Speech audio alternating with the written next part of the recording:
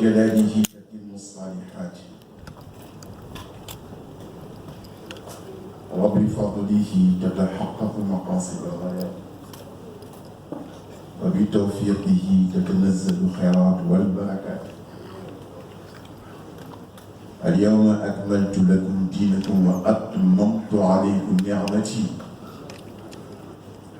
ورضيت لكم الإسلام دينا. والصلاة والسلام على حبيبنا وأسوتنا وقدوتنا وإمامنا وسيدنا محمد عبد الله ورسوله وعلى آله الطيبين الطاهرين وصحابته أجمعين.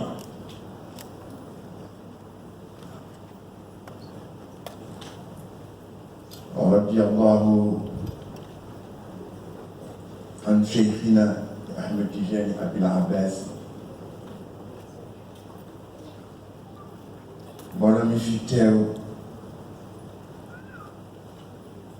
maa ngi leen di nuyu kenn ku si nekk ci turam ak santam wa uhayyikum bi munasabati hadihi أمسية علمية وثقافية وأدبية والشعرية وروحية وروحانية التي تجسد الإسلام الذي ندعو إليه ودعا إليه قبلنا آباؤنا وأجدادنا بمقاصده ثلاثة: الخلافة إني جاعل في الأرض خليفة، العمارة هو أنشأكم من الأرض واستعمركم، والعبادة وما خلقت الجن والإنس إلا ليعبدون. وأعاد الله علينا وعليكم وعلى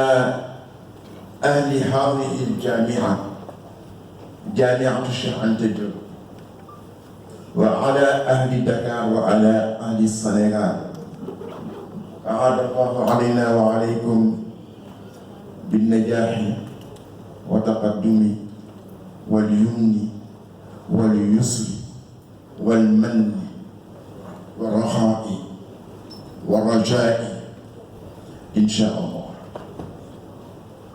ولو في teew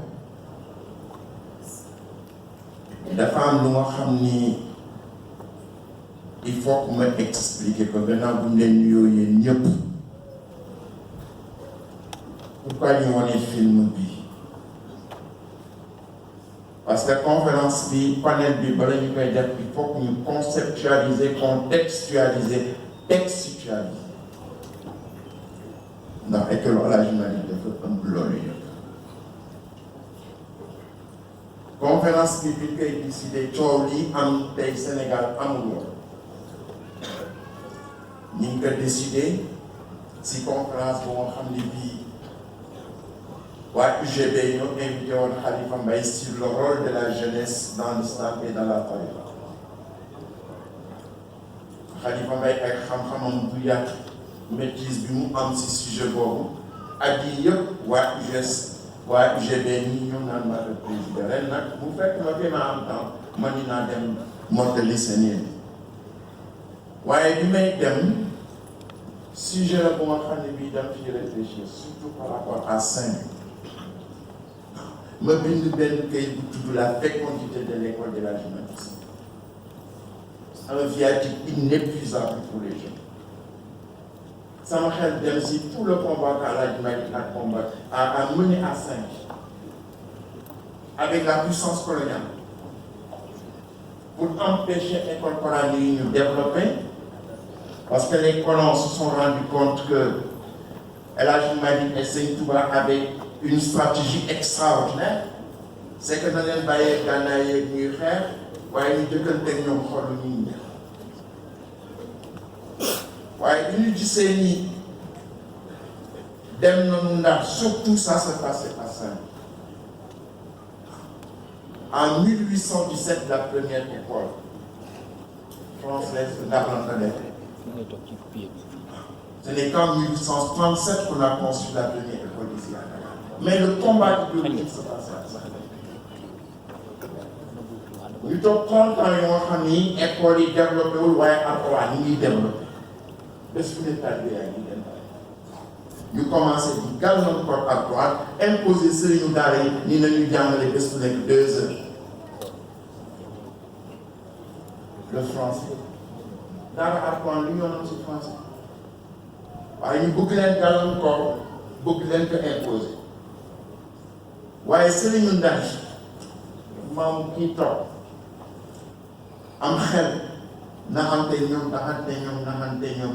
ba jëkkante ñoom si xol yi dugg na si xolu jullit yi. Donc loolu mu yóbbu woon Ndar pour me montrer ce parcours de l'école de l'Hadji Malick Sy et de l'école de l'ensemble des marabouts. Et comment aujourd'hui un petit-fils de ces grands marabouts qui menaient ce combat vient dans l'enceinte de l'école coloniale pour faire une conférence sur la fécondité de l'école de l'Hadji Malick Sy et sur le rôle de la jeunesse dans la religion et dans la parole. Loolu taxoon na bind ko bi mu ko bindee nag waa université Gisco waa université de Dakar ni bëgg nañ en conférence bu mel noonu ma ñëw waaye ma cof ko rek waaye waa panel bi nag ren bi ñuy indi ak bu nekk am koy def invité de très grands universitaires daa Ousmane Kane lañu invité ak Félix Sarr ñu ñëw defal nu un très grand débat ren nag ñu ni ma dañuy jël prétexte papier bi ñu def benn panel ma ni mënuma ñëw si panel bi di nettali li ma bind si papier ndax ku ko bëgg lire nañ ko lire waaye li ma bëgg ngeen indil ma ay panélistes yi nga xam ni li ma bind ñoom ñoo ma bëgg a xam su dee El Hadji Malick ñoo ma bëgg a xam su dee l'école El Hadji Malick ñoo ma bëgg a xam ndax ñoo koy incarné ñu ni ma dañu bëgg sa Pape Sène Mbaye mu nekk le parrain ma ne ko huwa allazi yujassidu al-madrasa malikiyya waaw ma ni ñun li ñu waroon di def Sène Mbaye Sy Abdou moo koy def dafa dem jàngi am diplôme yi ñëpp am ñun ñëpp ñu génn dem sukkandikoo suñu diplôme pour ci liggéey moom mu toog si daal ma ni ko kon nag su ngeen fekk defee parrain bi man dama si gën kontaan ndax moom moo ko yelloo ndax moom moo incarné l'école de l'Hadji Malick Sy ma ni kon nag su ma ñëwee document baa ngi nii ku ko bëgg lire nañ ko lire mi ngi si internet bi et cetera waaye damay ñëw rek ubbi leen diggante bi mu am ay coow lu bare lu fi xew bëgguma ñii ñi defal ni dañuy tontu ñun duñu tontu c'est un programme nous ne sommes pas assujettis à l'immédiateté. Nous avons notre programme c'est pas le programme, c'est pas l'agenda des personnes, c'est pas l'agenda des journalistes, c'est notre propre agenda interne que nous déroulons à toutes les circonstances. moo tax ma ni nanu wane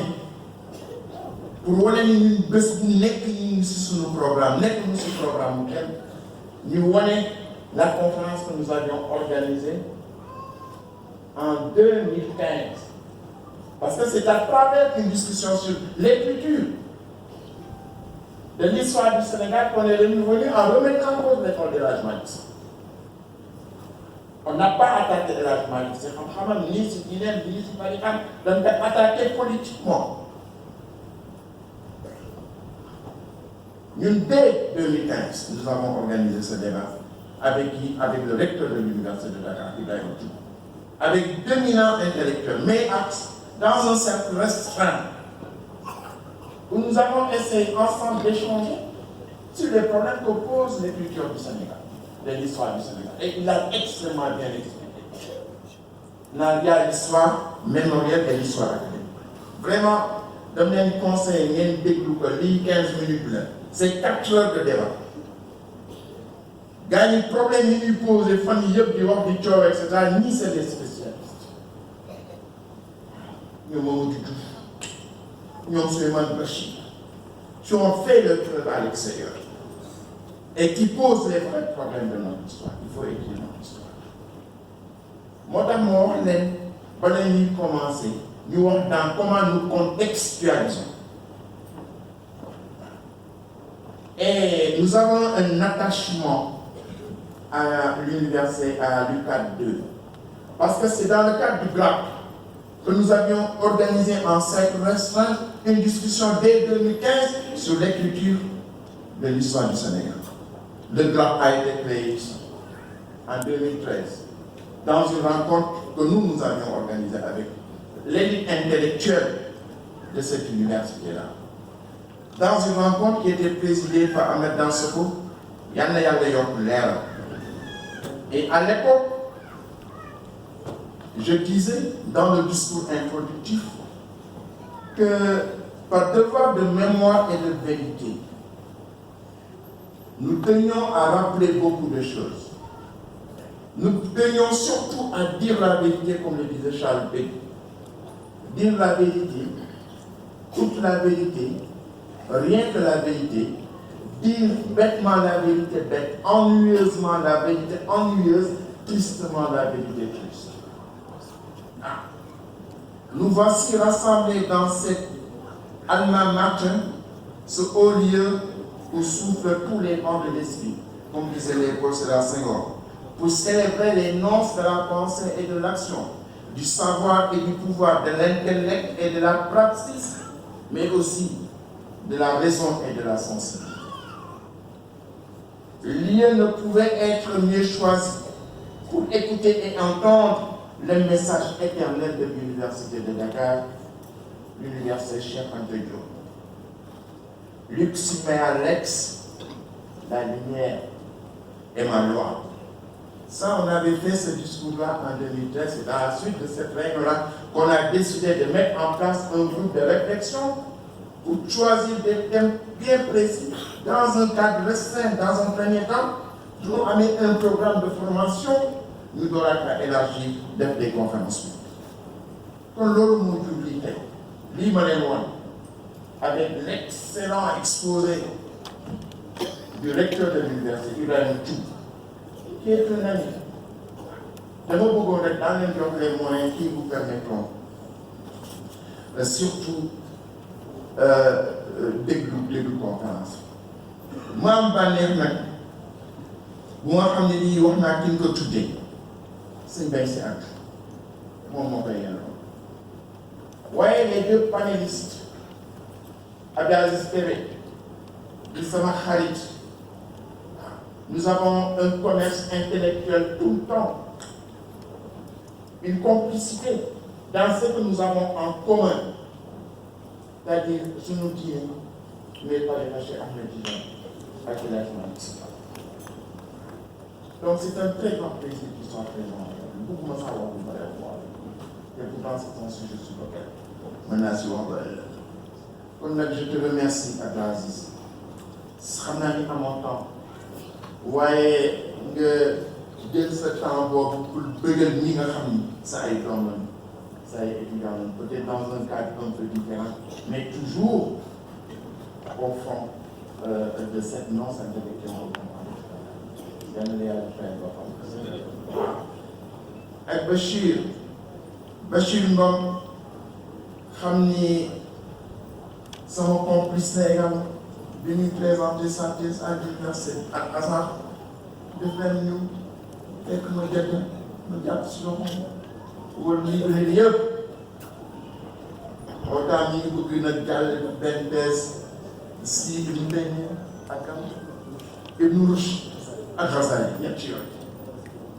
bi mu amee nekk ba pare war dem dama jàpp si loxo ñu dem si librairie yi nekk foofu ak Jeddah ma ni que lépp lu Ghazali bi ñu wàcceel lépp lu Ibn Rushd di wàcceel lépp lu Ibn Taymiya bi ñu wàcceel mu wàcc lépp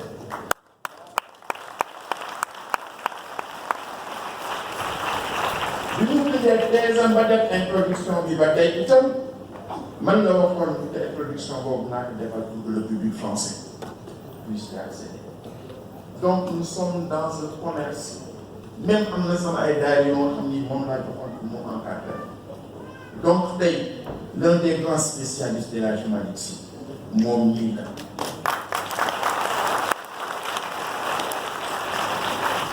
Yàlla baax na bi tey yàlla xëy si mu bind El Hadji Malick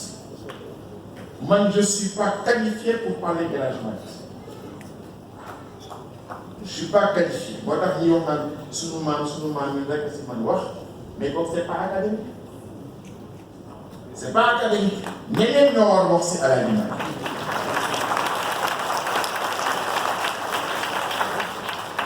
te yàlla baax na bu mu xiiree ñaari sëtu El Hadji Rawane Ngom Rawane Mbaye ak Bachir Ngom soo boolee seen ñaari tur mu Rawane Ngom ñu bind si El Hadji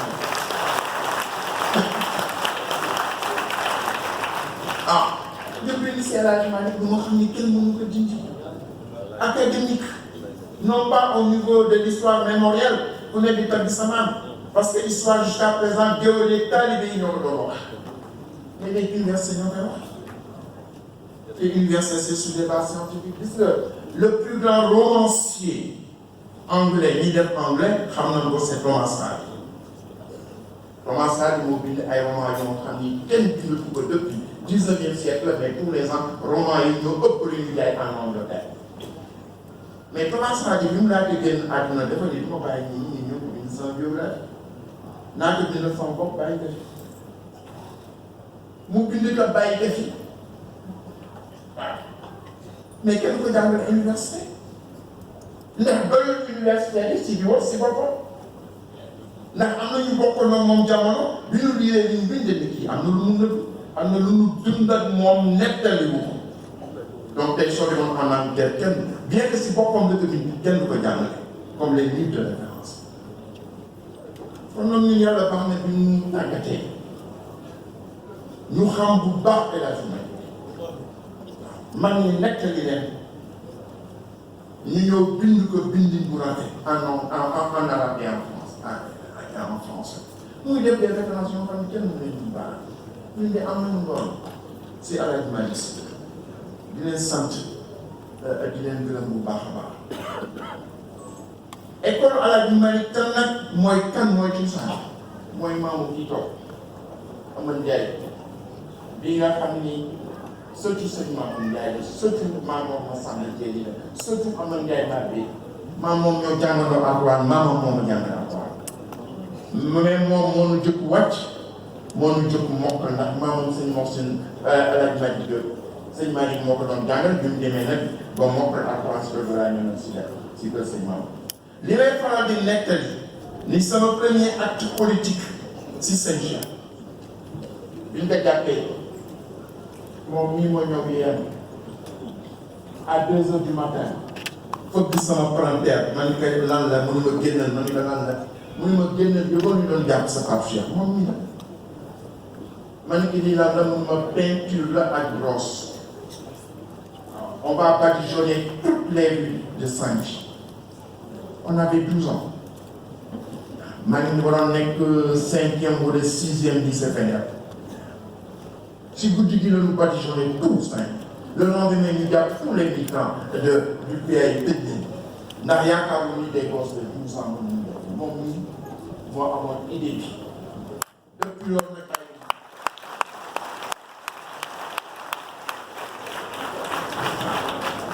daan ko jox kàddu maamam moo jëkk jox si Hadji Malick sëwee ndam bi ngeen di gis maamam moo ko jox terrain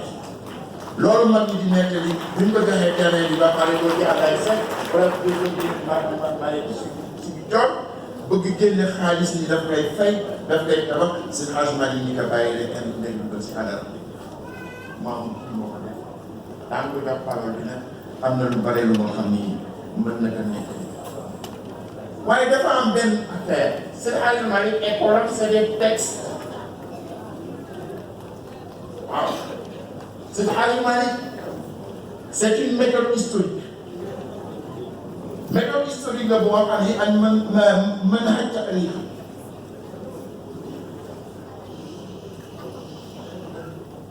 bu sukkandikoo si lan bu sukkandikoo si alquran xam nga tey dama yeewu suba ba tey rek daara ji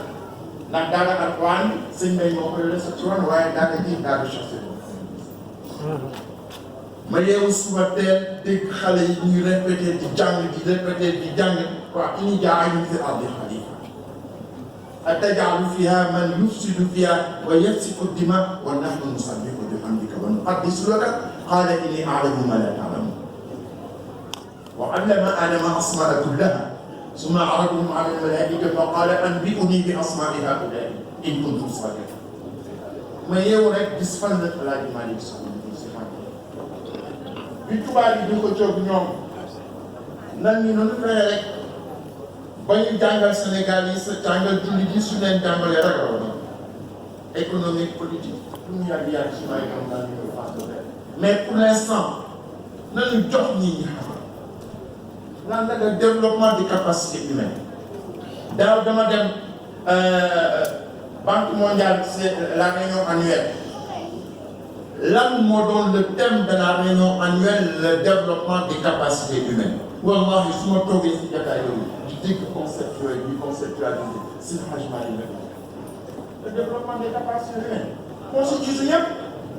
ndax dafay yeewu ni nanu jàngal nit ñi su leen jàngalee rek raw la muy course de vitesse moom ak tubaab bi ñu dégale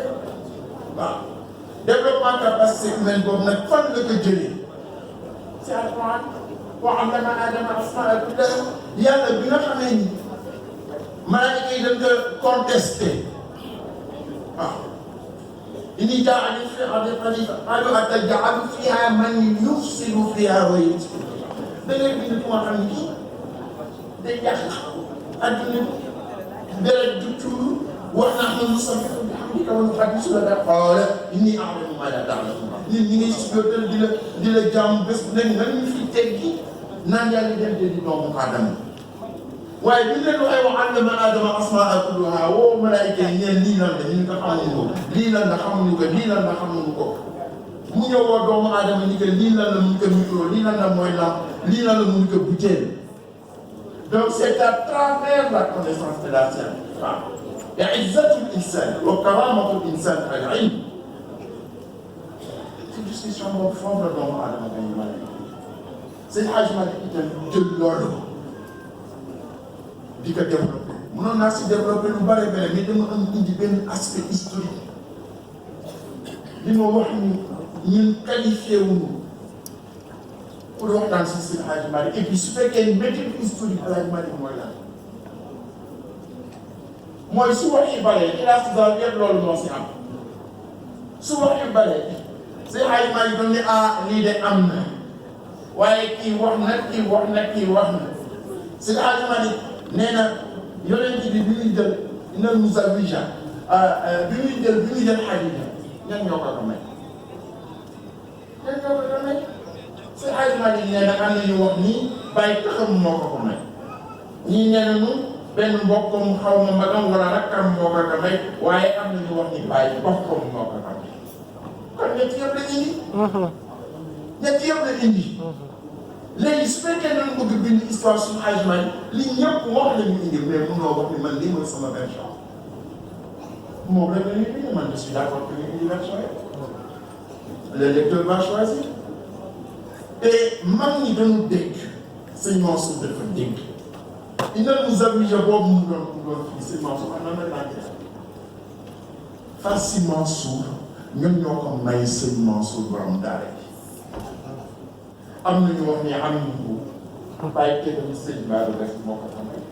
am na ñu wax ni magam sëñ Moustapha Sy moo ko may waaye am na ñu wax ni bàyyi boppam sëñ Mansour Barxawi moo ko may. xoolal ñuy contextualiser dañuy conceptualiser contextualiser ba pare nag textualiser bugguma monopoliser wax ci mën naa si wax ba ëllëg. waaye dama bëggoon tontu benn mbir mu am solo wax ni mag ñi li ñu waroon liggéey yëpp liggéey na dañu wax ni man bi ma nekkee à Paris nekk dans le mouvement étudiant à l'époque on disait que les féodalités maritimes ont collaboré avec les colonialistes, que c'était des espions des colonialistes. adduna di dem ba marxiste yi ko doon wax dellu gannaaw ni en fait c'était une stratégie, c'était de très grandes techniciens.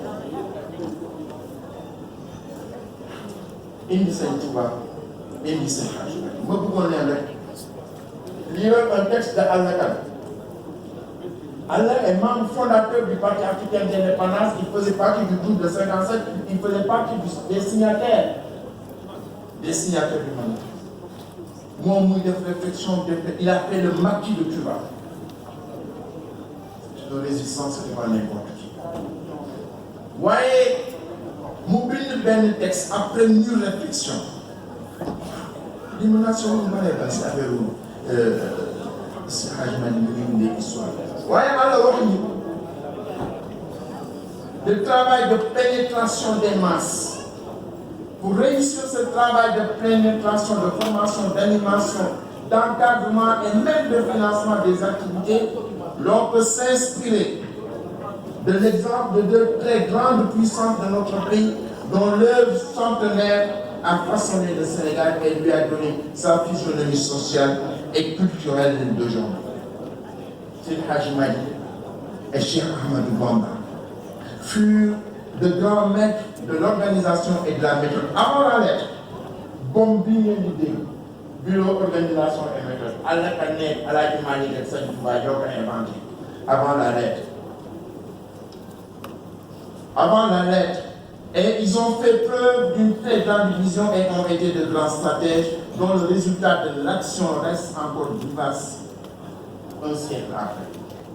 Les résultats obtenus et tels vécus quotidiennement sur le terrain devraient nous inspirer de leur expérience pour la création et le développement du grand parti de gauche. Voilà. Les marxistes, ils veulent créer des partis de gauche. Si nous avons insisté, si ceux qui nous ont c'était des collaborateurs. Le parti de gauche, ils ont accordé la priorité à une approche stratégique qui leur a permis de vaincre tous les obstacles dressés sur le chemin. Un siècle après, ils ont réussi à couvrir tout le pays d'un réseau dense et serré de daïras dont le degré d'engagement et la capacité de mobilisation ne souffrent de aucun doute. Mobilisation colonie, parti politique pour organiser des milliards d'indiens,